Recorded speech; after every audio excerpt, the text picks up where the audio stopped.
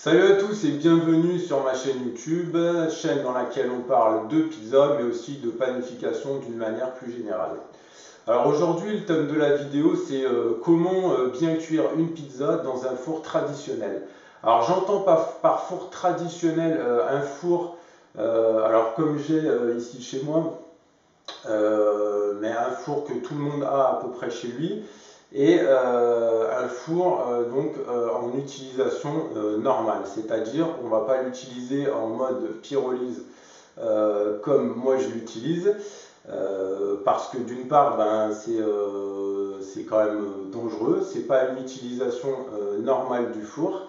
Moi pour la petite anecdote, à une époque, comme vous le savez tous, en mode pyrolyse on a une sécurité. Et moi, je m'amusais à crocheter la sécurité, à ouvrir la porte, à refermer la porte. Puis un jour, la porte s'est mal refermée, donc elle est restée un petit peu ouverte. Et ça m'a brûlé tous les éléments de la cuisine autour du four. Donc là, ma femme était pas contente du tout.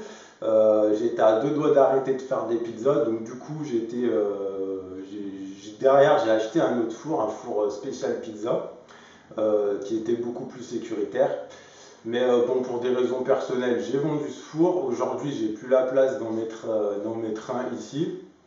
Et donc l'utilisation de mon four en mode pyrolyse me convient parfaitement parce que on peut monter à 500 degrés et pour cuire de la pizza napolitaine, c'est la température idéale. Mais je ne vous conseille pas forcément d'utiliser votre four de cette manière parce que comme je vous l'ai dit, c'est pas un mode adapté et c'est super dangereux. Donc on va plutôt s'intéresser à la cuisson dans un four traditionnel avec des températures allant de 250 jusqu'à 300 degrés, le mien monte jusqu'à 300 degrés. Mais pour uniformiser, aujourd'hui on va cuire notre pizza à 250 degrés. Alors pour bien cuire une pizza, il y a plusieurs conditions. La première, c'est qu'il faut qu'elle cuise le moins longtemps possible. Alors pourquoi il faut qu'elle cuise le moins longtemps possible? Parce que plus le temps de cuisson va être long, plus notre pizza va sécher. Donc on aura une croûte très très sèche. Ça sera un peu l'aspect biscotte. Donc ça ne sera pas quelque chose de super agréable. Plus on cuira notre pizza vite, plus on aura une croûte souple, légère et agréable à manger. Donc pour le deuxième aspect, c'est que plus la pizza va cuire longtemps, plus la garniture va cuire et va se dégrader. Donc ça veut dire qu'au lieu d'avoir une mozzarella juste fondante, on aura quelque chose de totalement grillé, et puis bon, ça sera pas du tout agréable à manger, visuellement ça sera moche. Tous les ingrédients qui seront sur notre pizza seront surcuits, voire grillés. Toute l'eau de la sauce tomate se sera évaporée, donc on aura quelque chose de sec et de pas agréable à manger. Donc pour avoir une pizza qui cuit le plus rapidement possible, qu'est-ce qu'il faut? Il faut qu'on ait la plus haute température de cuisson possible. C'est pour ça qu'on cuit la pizza napolitaine à 500 degrés. Mais aujourd'hui, on va essayer d'optimiser notre four pour justement avoir le meilleur résultat possible, mais à des températures moins élevées. Donc pour ça, on va avoir recours à deux éléments, si je puis dire. Le premier élément, c'est qu'il nous faudra une pierre de cuisson. Donc la pierre de cuisson sera préchauffée en amont dans notre four. Comme ça, elle aura déjà atteint une bonne température. Et quand on mettra la pizza dessus, la pizza sera saisie.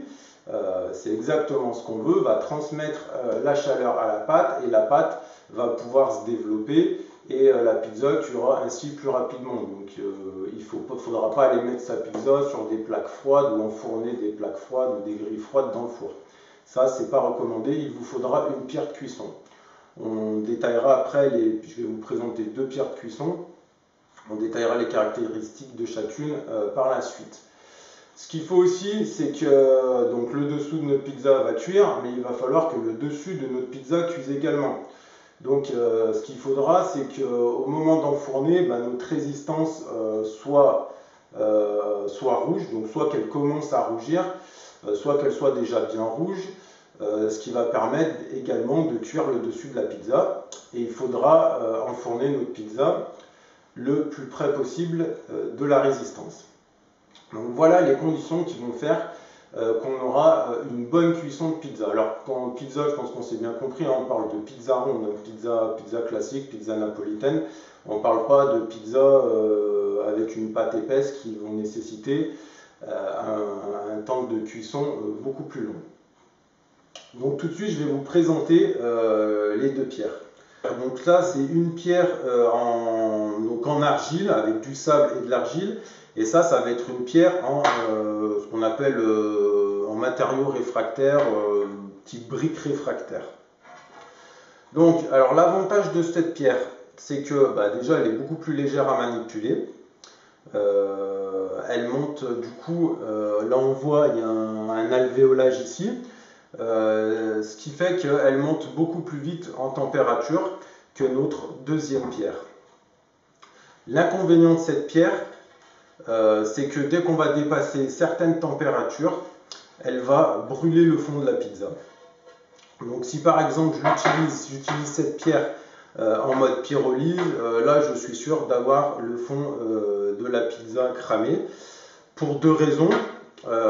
Donc ça vient en fait de l'épaisseur, elle est moins épaisse. Donc quand je vais poser ma pizza dessus, elle va redescendre en température. Et donc elle va moins saisir ma pizza et du coup le temps de cuisson sera augmenté. Et en plus, la qualité du matériau va faire qu'elle va transmettre beaucoup plus rapidement la chaleur à la pizza. Et c'est ce qui va créer ce phénomène qui va faire que le fond de la pizza est brûlé. Ce type de pierre, donc ça c'est une pierre, bon, ça s'appelle biscotto ou saputo. C'est une pierre qui est fabriquée en Italie, alors peut-être qu'on peut en trouver en France, je ne sais pas. Donc c'est une pierre qui est fabriquée avec de l'argile et du sable et qui est aussi beaucoup plus épaisse. Donc le fait qu'elle soit plus épaisse, elle va emmagasiner beaucoup plus de chaleur. Et du coup, quand on mettra notre pizza dessus, la pierre ne redescendra pas ou presque pas en température, ce qui fait qu'elle va tout de suite saisir la pizza, va lui permettre de se développer beaucoup plus rapidement et de cuire plus rapidement. Mais aussi, le deuxième avantage de cette pierre, donc, par opposition à celle-là, c'est que le matériau qu'on utilise en fait va transmettre la chaleur beaucoup plus délicatement à la pizza et on évitera du coup de brûler le fond de notre pizza. Alors pour commencer ou pour cuire des pizzas à basse température, on peut utiliser ce type de pierre, pardon. Si on veut monter plus haut en température, et qu'on veut optimiser la cuisson de notre pizza, on utilisera ce type de pierre. Sachant aussi qu'avec ce type de pierre, avec cette pierre, le fait qu'elle soit plus épaisse, elle nécessitera un temps de préchauffage donc du four beaucoup plus long pour qu'elle atteigne la température demandée. Donc voilà un peu les deux types de pierres qu'on peut utiliser pour notre four. Donc moi pour cuire les pizzas, j'utilise toujours cette pierre. Et puis celle-là, je m'en sers plutôt pour cuire par exemple du pain. Voilà ce que je peux dire au sujet de cette pierre. Donc maintenant, je vais les mettre à préchauffer dans mon four et on va faire un test de cuisson. C'est parti. Alors on prend notre bâton.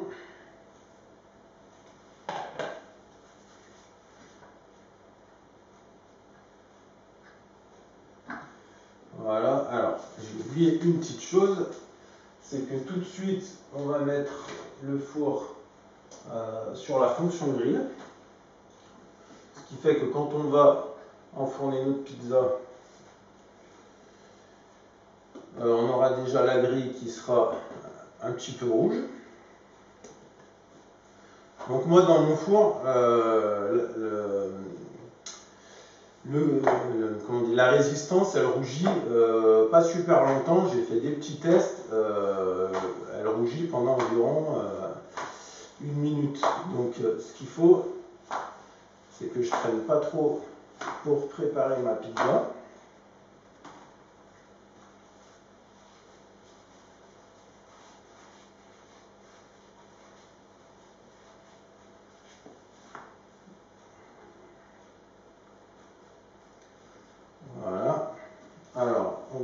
faire une garniture assez simple, mais pour autant super bonne. Donc on met directement la fleur de lait sur la pâte.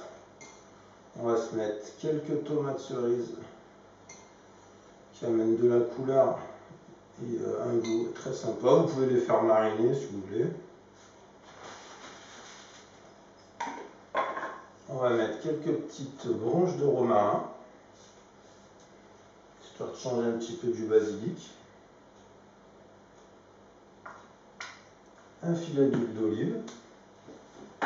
Et on va enfourner tout ça. Alors moi mon four il est à, je ne sais pas si je l'avais déjà dit, il est à 250 degrés.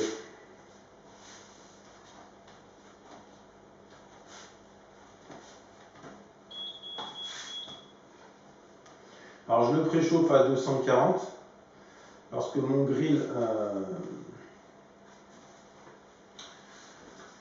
il déclenche pas au-dessus de au-dessus de 240. Alors là je regarde, bon j'ai bien ma résistance rouge.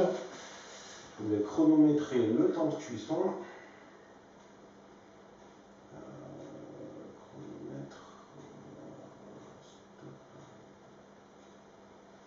Alors bon, il faudra rajouter quelques secondes.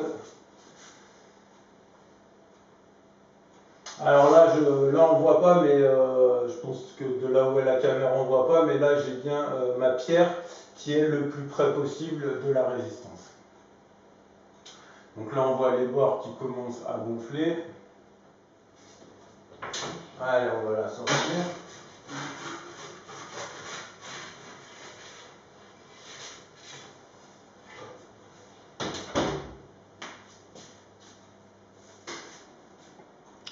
Donc voilà notre pizza. Donc on voit quand même que les bords ont gonflé.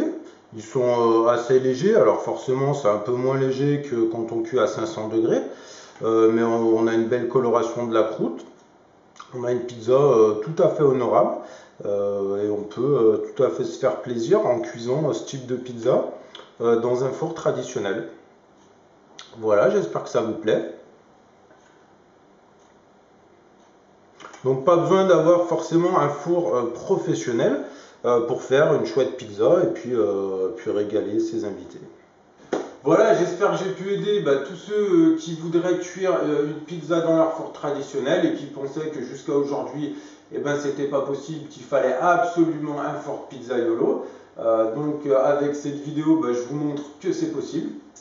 Donc si vous avez aimé cette vidéo, vous mettez un like, vous la partagez et vous vous abonnez à ma chaîne. N'hésitez pas aussi à poser des questions, à mettre des suggestions de vidéos ou de thèmes que vous souhaiteriez voir abordés dans les commentaires en dessous de la vidéo. Et puis sur ce, moi je vous dis à bientôt pour une prochaine vidéo. Ciao!